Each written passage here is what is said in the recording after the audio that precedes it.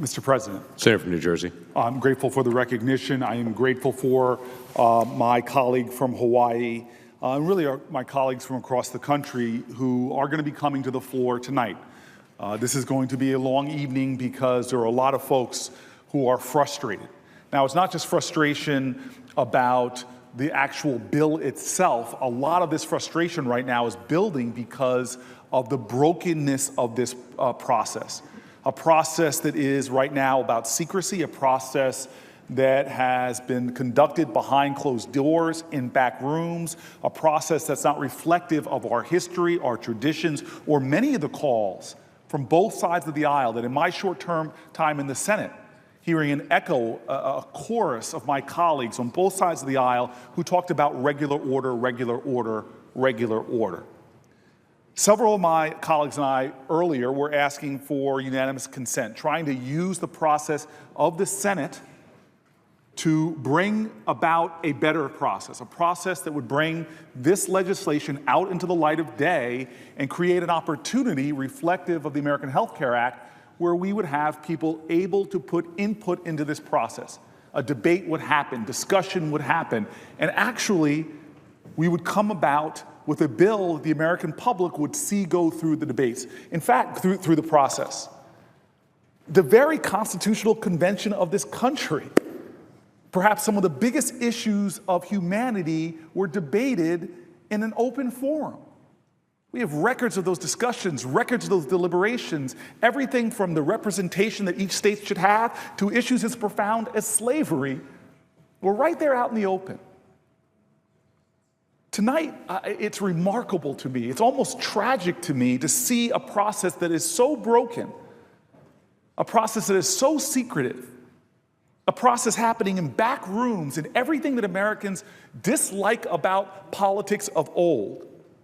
People working in secret on a bill that they're going to try to force through Congress with no public input, no hearings, no meetings, no markups, no debate, no public accountability. And so there will be a lot of voices tonight, sure, speaking about the realities of this legislation. I'm one of those folks. I came from a children's hospital this afternoon with parents with children that suffered accidents, car accidents and more, telling me how they were relying on Medicaid. I think it's one of the most terrifying things that's about to happen because people look at the House bill, a bill that our president even called mean, and they're fearing for their own communities, fearing for families like theirs. I understand the substance of this bill should have many people afraid about what kind of country we're going to be. When you just look at the House version of the bill, it violates our common values and ideals as a nation to give massive tax breaks worth hundreds and hundreds of thousands of dollars to the wealthiest, and at the same time cutting the social safety net at a degree that we haven't seen in my lifetime. The substance of this is frightening, but the process to me, it violates the values that I know so many of my colleagues hold, that any of us watching this happen in an objective way would criticize this process. So we know the starting place in the House. We know the details of that bill. 23 million Americans losing health insurance, the gutting of Medicaid by $800 billion, throwing 1/6 of our economy into crisis. But it's the process that's fundamentally at odds with the principles and the values, especially of this body, the Senate. When I was running for this office, I had so many people come to me and say, this is the greatest deliberative body on the planet Earth, the Senate, which slowed things down, the saucer that cooled the tea, as our ancestors called this body. It has a history for grappling with issues. But this process is so at odds with everything that I believe about this body and how it's supposed to operate. The Senate is meant to be a place of careful consideration, of debate, of discussion. Now, the history of this body and its debates and discussions is really interesting. The longest consecutive session in Senate history was a debate during the First World War about whether to arm merchant ships. That's the record. And by the way, issues of war and peace, I would hope that they bring about substantive, deliberative debate, discussion, open air. This body is probably, in fact, the elder statesmen in this and women in this body that I've talked to on both sides of the aisle tell me that sometimes the most difficult decisions they've made are involving war and peace. But what is interesting, if you look at the history of the body, if the longest debate, consecutive session debate, was about war and whether to arm merchant ships in the First World War, what was the second longest debate? The second longest consecutive session in Senate history. It was actually health care. Or more specifically, it was the health care debate in 2010 about the Affordable Care Act, or so-called Obamacare. In fact, here we are looking at a process that seems to be screaming something to the floor. No hearings, no markups, no committee sessions, screaming to the floor in the shadow of the second longest consecutive session to debate.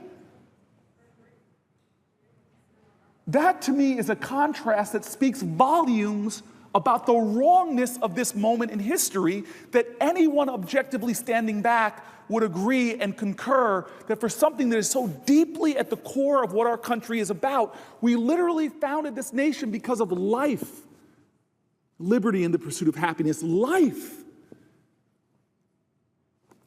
And in what more fundamental aspect of life is there? A critical constituent part of that has to be how we preserve life, how we embolden life. What is our state of our health care? And for this great historic deliberative body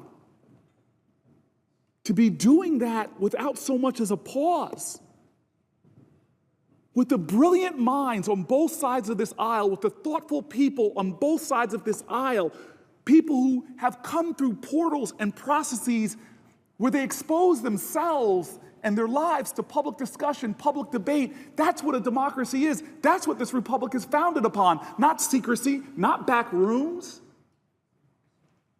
This body reflects the best of what democratic principles are, and now we're rushing something through that fundamentally affects life.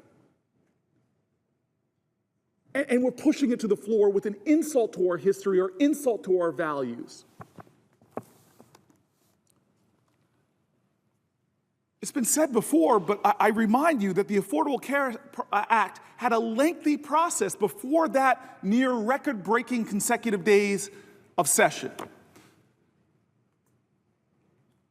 The Senate's Help Committee held 14 bipartisan roundtables, 13 bipartisan hearings, 20 bipartisan walkthroughs, and considered nearly 300 amendments. The Affordable Care Act actually accepted over 160 amendments, 160 Republican amendments to shape the bill. The Finance Committee held 17 roundtables, summits, and hearings, 13 member meetings, bipartisan member meetings and walkthroughs, 38 meetings and negotiations, and then a 7-day markup on the bill, the longest markup in over 20 years. That's our history. In the end, the Affordable Care Act went through a lengthy process through which the policy experts, market experts, medical professionals, health nonprofits, insurers, hospitals, families, all came to this Senate and put forward their input and their ideas. This wasn't a Republican bill or a Democratic bill on the politicians themselves. America was invited to the table. Hours and hours of hearing records show that people, whether the bill ended up reflecting their ideas or not, they had their say. That's what's beautiful about this democracy. is the dignity and the voice and the opinions of others is brought into the process. I was mayor of Newark during the time that this process was going on. And people in my community were riveted by it and knew that issues that would affect their life were going on here in the United States Senate. At a time that the #1 reason for personal bankruptcy in my state was people declaring bankruptcy because of their insurance bill, something that because of their health care bill, something that's not happening now at those levels. People were caring and concerning about what was going on, and representatives from my community came down. I saw how that process shaped the bill. I saw how Republican ideas shaped the bill. I saw how hospitals and insurers and advocates and doctors and nonprofits, the AARP and others, let their voices be heard, shaped the process, had input, had voice, their dignity and perspectives were respected. Mr. President? Yes. Mr. President, would my